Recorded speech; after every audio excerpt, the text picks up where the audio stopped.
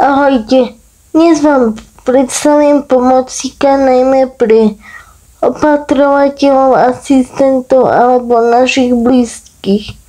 A my si aspoň trošku môžeme zalietať. Tento zdvihák sa volá Sunlift 130E. Prečo 130? Lebo jeho nosnosť je 130 kg. Tento zdvihák je vhodný pre malé priestory. Je elektrický, ovláda sa pomocou ovládača hore a dole. Ak ho používate dvakrát do dňa, tak ako ja, tak vám batéria vydrží cca 2 týždne. Ale preventívne dávame dobíjať každý týždeň. Ale papieru je napísané, že batéria vydrží 60 cyklov hore dole, no neviem.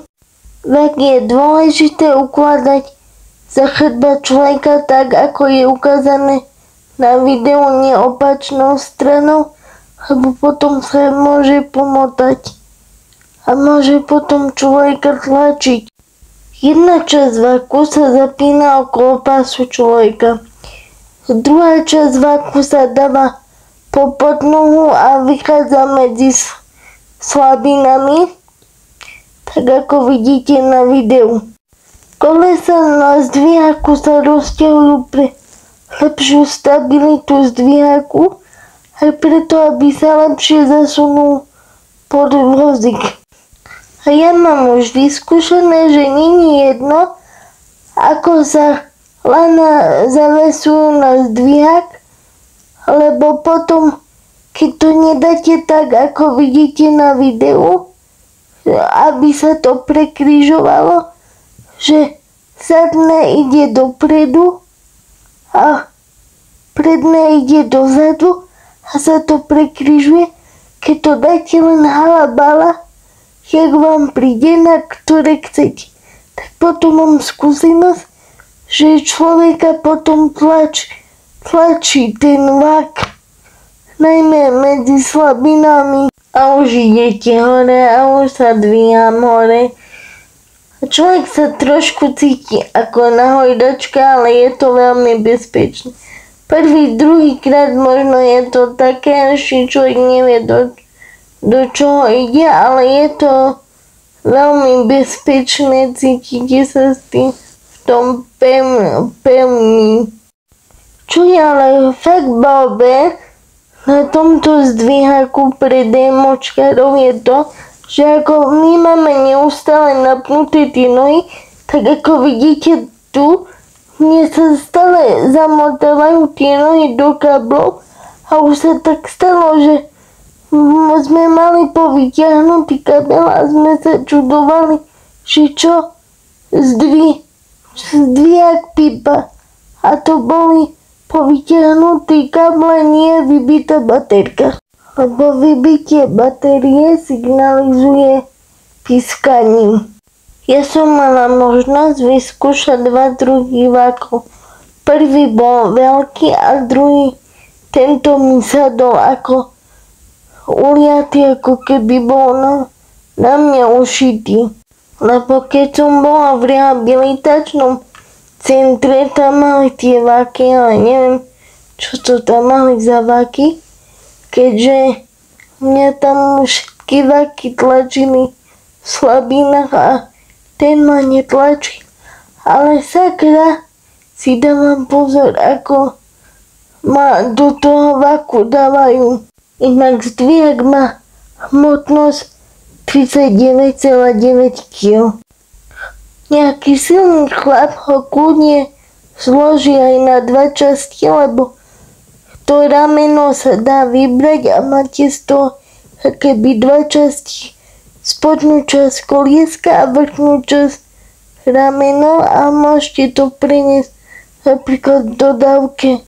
Čiastočne je hradený zdravotnou poisťovňou. Ja vám dám link do popisu videa a tam môžete pozrieť viac informácií.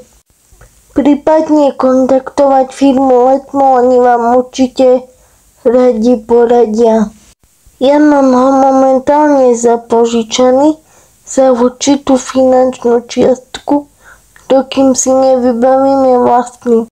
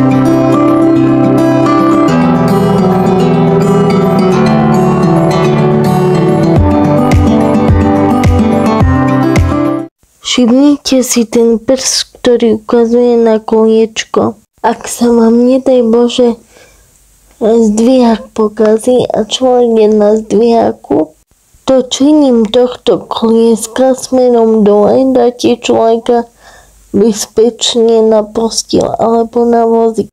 Ak ste sa dostali a sem, veľmi by ma potešilo, ak dáte do komentára srdiečko, lebo ma zaujíma, či ľudia na mojom videu sa dostanú skoro až do konca. Taktiež ma poteší like, odber kanálu alebo komentár s vašou skúsenosťou. Ak chcete byť ku mne bližšie, určite sa pridajte ku mne na Facebook.